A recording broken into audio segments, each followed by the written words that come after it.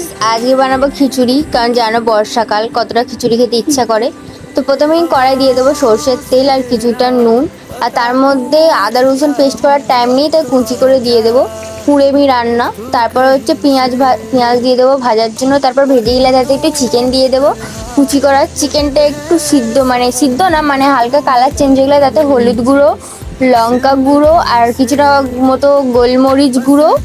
আর তার মধ্যে তারপর এটা ভেজে গেলে তার মধ্যে ডাল আর চাল ধুয়ে তার মধ্যে ভালো করে সুন্দর করে দিয়ে কিছুটা নেড়ে নিয়ে 2-3 মিনিট তারপরে একটু জল ঢেলে দেবে। বেশি করে জল ঢালবে তাতে, কারণ চালটা সিদ্ধ হবে, চিকেনটা সিদ্ধ হবে। এটা আমি দেখানোর জন্য দিয়েছিলাম। তারপরে আমি আরও একটু জল দিয়েছিলাম, কারণ সিদ্ধ হতে টাইম লাগবে। আর চালটা আমি ইউজ করেছিলাম বাসমতি বিরিয়ানি রাইস। তো তারপরে সুন্দর করে সিদ্ধ হয়ে গেলে এতে কিছুটা গরম মশলার গুঁড়ো দিয়ে দেবো। আর লাস্টে দেশি ঘি ভালো করে সুন্দর করে দিয়ে একটু যতটা পারবে বেশি দেবে, তবে খেতে ততটা সুন্দর হবে। এটাই হচ্ছে মেন কথা। তো যাই হোক, আজকে কুঁড়েমি খিচুড়ি রান্না এখানেই শেষ। তো খিচুড়িটা দেখতে কেমন লাগছে আর কে কে লোভ দিবে সেটাও বলবে। আর বানিয়ে তো অবশ্যই খাবে।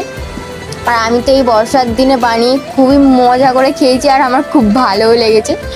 তো আজকের মধ্যে এতটুকুই, দেখা পারো নতুন কোনো রান্নার ভিডিওতে। তো দেরি কি করছো, তোমরাও যাও সুন্দর করে খিচুড়ি বানিয়ে খাও। আর আমি এখন বসে বসে খিচুড়ি খাই। Tata, bye by.